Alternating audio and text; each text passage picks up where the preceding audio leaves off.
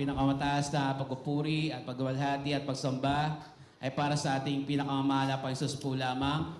At dobleng paggalang at pagrespeto at patuloy na pag-alaala sa mga ginuntuang turo at aral ng ating dearly beloved Honorable Pastor Will D. Almeda and beloved Honorable Assistant Pastor Lida C. Almeda.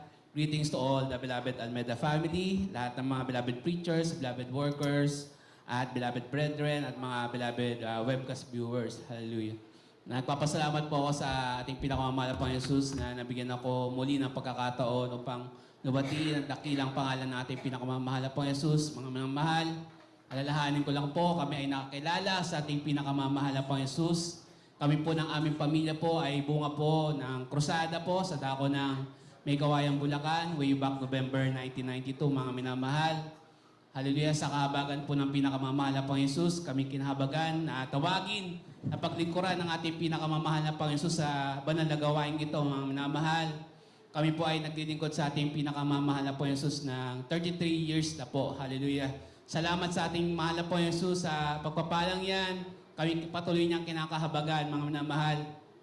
Alalahanin ko lang po, mga minamahal, nung wala pa po kami sa banal na gawain ito, nasa sanlibutan pa po ang aming pamilya. Natunay po aking beloved papa at mama, aking magulang. Madalas po silang mag-away dahil po sa bisyo po ng aking beloved papa noon, mga bisyo ng kalalakihan, mga minamahal, na talagang hindi ka lugod sa ating pinakamamahal na Panginoon Jesus. Hallelujah.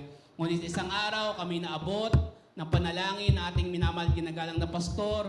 Hallelujah. Salamat sa mahal na Panginoon Jesus. Kami kinahabagan na mapaglingkuran ng ating pinakamamahal na Panginoon Jesus. Hallelujah. Salamat sa mahal na Panginoon Jesus. Ganyan po ay taglay na po namin ang mga pagkapala na pinagkaloob ng ating pinakamamahal na Panginoon Jesus. Hallelujah. Salamat sa ating dakilang Diyos, mga namahal. Nung nagsisimula pa lang po kami sa paglilingkod sa ating pinakamamahal na Panginoon Jesus, kami rin po ay dumaranas ng pagsubok, mga minamahal, pagsubok sa pinansyal, mga minamahal, na tunay po, hallelujah, na sa kasipagan po ng aking beloved parents sa pagdalo noon, mga baguhan pa lang po kami, bago pa lang sa paglilingkod, mga minamahal, tunay po, nilalakad po namin ang banal na gawain, papunta po sa dako po ng Pandayan, sa IS Pavilion, mga minamahal. Hindi po sa pagbababa ng aming sarili, mga minamahal. Tunay po talagang, hallelujah, hindi po kami nag-murmur, hallelujah, sa ating pinakamamahal na Panginoon. Talagang alam po namin at minsan, sa isang araw, hallelujah, talagang kami pagpapalain din ng ating pinakamamahal na Panginoon Jesus, hallelujah. At tunay po talagang, mga minamahal, papunta pa uwi, nilalakad po namin yan, mga minamahal, sa kagalakan po namin sa pagdalo, sa pagsamba. Salamat sa ating pinakamamahal na Panginoon Jesus. At ngayon po ay amin nang natatamasa ang mga pinangakong pagkapala ng ating pinakamamahal na Panginoon Jesus in His right time, mga minamahal. Andyan po ang pagkapala ng mahal na Panginoon Jesus, triple blessing, mga minamahal. Material, pinansyal, algot na spiritual na pagkapala. Hallelujah. Salamat sa ating pinakamamahal na Panginoon Jesus na yan, mga minamahal. Sa mga bagay na yan, hallelujah. Alalaanin ko rin po ang minamahal nung ako po'y graduate ng high school, mga minamahal. Sa lahat po sa pinansyal, hallelujah. Huminto po ako ng isang taon sa aking pag-aaral after high school. At ako po'y nanalangin sa ating pinakamahal na Panginoon Jesus na makapag-college din po, mga minamahal. Sa kahabagan po ng mahal na Panginoon Jesus, nag-take po ako ng isang scholarship exam. Bagamat hindi po ako nakapag-review dahil 1 year din po akong nabakante after ng pag-graduate ng high school. Pero sa kahabagan ng mahal na Panginoon Jesus, naipasa ko po yung exam na yan, yung scholarship exam na yan. Salamat sa mahal na Panginoon Jesus. Ako po yung nakagraduate ng computer course, mga minamahal. Amen. At pinapasalamat ako po sa mahal na Panginoon Jesus yung nagbukas ng opportunity na yun sa akin, mga minamahal. Dahil po, bago po ako makagraduate, nagkaroon po ng isang malawakang examination, National Certificate Level 4. Hallelujah. Ako po gagraduate pa lang po noon, pero yung mga kasama ko pong nag-exam, mga professional na po, mga computer instructor from different school, mga minamahal. Salamat sa ating pinakamahal na po, kinahabagan niya po ako, hallelujah. Dahil po out of 25 na nag-exam po nung time na yon, mga minamahal, 2 lang po kami nakapasa noon, mga minamahal, at isa po ngayon, ang likod na nakapasa ng programming exam na yan, mga minamahal, na tunay po sa kabagan ng mahal na Panginoon Jesus. At doon po nagbukas po ang opportunity na binigyan po ako ng pagkakataon na maging TESDA assessor po, mga minamahal. Salamat sa mahal na Panginoon Jesus Ang mga time na yan, sa mga pagkapalang yan, mga minamahal, hallelujah, at doon po mga minamahal, naranasan po namin mga minamahal, ang mga pagpapala na pinagkaloob ng mahal na Panginoon Jesus, hallelujah. Salamat sa ating dakilang Diyos. Ganyan po mga minamahal, pinagkalooban din po ako ng mahal na Panginoon Jesus ng isang negosyo, isang hanap buhay po mga minamahal. Sa computer store din mga minamahal. At yung negosyo na yun mga minamahal, that was long weekend mga minamahal. Nagkaroon po ng isang hindi inaasahang pangyayari. Nagkaroon po ng isang aksidente mga minamahal dahil po yung isang staff, yung sa shop ko po mga minamahal sa office ko, nalimutan po na isara yung isang ceiling pa namin mga minamahal. Natunay po for almost 8 hours, meron pong apoy sa loob ng aking shop mga minamahal. Sa isang tindahan mga minamahal, sa isang shop, natural po na magkaroon din ng mga plastic and boxes sa gilid mga minamahal. Kitang-kita ko po sa aking CCTV camera mga minamahal, yung apoy na naglalagablab, papunta po sa sahig. Hallelujah. Bagamat po nagkaroon, pinahintulutan ng malapan ng sus ang apoy na yan. Hallelujah.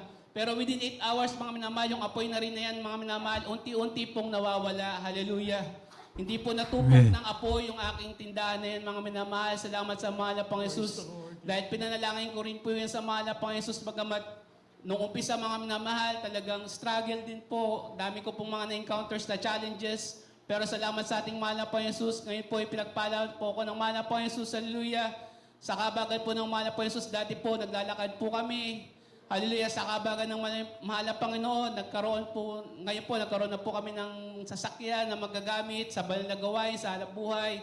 Ganito po, dati rin po, nangungupahan din po kami. Hallelujah. Ngayon po sa kabagan ng mahal na Panginoon Jesus, meron na rin po kami sariling tahanan. Salamat sa mahal na Panginoon Jesus na nakapangalan po sa amin. Salamat sa mahal na Panginoon sa pagpapalang yan. Ang biyaya, gayon din po sa pag-iingat, mga minamahal. Yun po mga minamahal, sa pag-iingat, sa katiyakan na sunog, mga minamahal. At gayon din po sa katiyakan na aksidente din, mga minamahal. Dahil po nagdadrive po ako sa NLEX, mga minamahal, ng aking napansin po ng aking kasabayan na nagdadrive mga minamahal na yung flat tire na po yung front tire ko ng sasakyan na dinadrive ko. Hallelujah, sa kabagan ng mahal na Panginoon Jesus. Hallelujah, dahan-dahan ko po yung gilid sa NLEX, sa palabas pag-exit mga minamahal na tunay po. Pagkatingin ko po, dapuan na po yung gulong na yan. Hallelujah, salamat sa pag-iingat ng ating pinakamamahal na Panginoon Jesus. Hallelujah, at isa pa po mga minamahal, pag-iingat po ng ating pinakamamahal na Panginoon Jesus sa aking beloved daughter po mga minamahal. 4 years old po yan mga minamahal, naglalaro po siya sa labas ng aming bahay. Naglalaro po siya. Sa di inaasahang pagkakataon mga minamahal, yung aso ng aming kapitbahay nakawala po. Nasa pagkakatali. Bali, yung aso na yan talagang nagagalit po siya.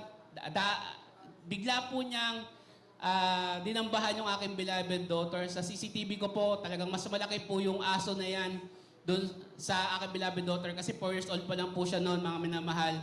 Hallelujah. Sino pong talagang napakahimala po na gawa ng ating pinakamamahal na Panginoon Jesus kasi yung mga kapitbahay din namin hindi makapaniwala dahil yung aso na yan nakawala kung sa normal na mga minamahal ko, hindi tayo anak ng ating pinakamamahal na Panginoon Jesus, pinag-iingatan niya mga minamahal. Yung aking beloved daughter po, malamang po yan, nakagat ng aso, nakalmot ng aso. Alam po natin ng rabies, mga minamahal, pwedeng umepekto ng ora-orada or pwede rin after a year. Pero sa kahabagan ng mahal na Panginoon Jesus, sa aking beloved daughter po, 8 years old na po siya. Kahabagan ng mahal na Panginoon Jesus, ginagamit na rin po siya bilang children's choir. Hallelujah, salamat children's choir member po. Salamat sa ating pinakamamahal na Panginoon Jesus sa mga pagkakataon na yan, sa kahabagan ng ating pinakamamahal na Panginoon Jesus, sa pag-iingat sa aming kalusugan. Hallelujah, salamat sa mahal na Panginoon Jesus sa hallelujah, sa lahat po, pati aking beloved wife po, mga minamahal. Nakatapos na rin po siya ng kanyang doctoral degree. Salamat sa ating pinakamamahal na Panginoon Jesus. Ang aming pinapanalangin na lang po sa ating pinakamamahal na Panginoon Jesus, kanya kaming kahabagan, hanggang sa kanyang muling pagbabalik. Hallelujah, salamat sa ating pinakamamahal na Panginoon, ang pinakamataas na papuri, walhatian, kadakilaan sa ating pinakamamahal na Panginoon Jesus po lamang. Amen. Praise the Lord. Amen. Hallelujah. Praise the Lord. Purihin po, beloved brother Jerry Anim, sa pinagpalang patutupasalamat na yan sa ating malawas pag-iingat at pagbibigay siya ng multiple blessings at patunayan ang paglilingkod sa ating mahal na Panginoon ay siyang susi ng lahat ng bagay upang makamtan natin ang ating po mga ninanasa dito bilang tao sa ibabaw ng lupa at higit sa lahat po ay ang buhay na walang hanggan na nakalaan sa bawat siya. Purihin po ang ating mahal na Panginoon. God bless you once more, beloved Brother Jerry Anim, at binibigay ko na po ang pagkakataon, beloved Sister Esther Debesa. At pinaghahanda ko na rin po, susunod na magpapatuto, beloved Sister Bear May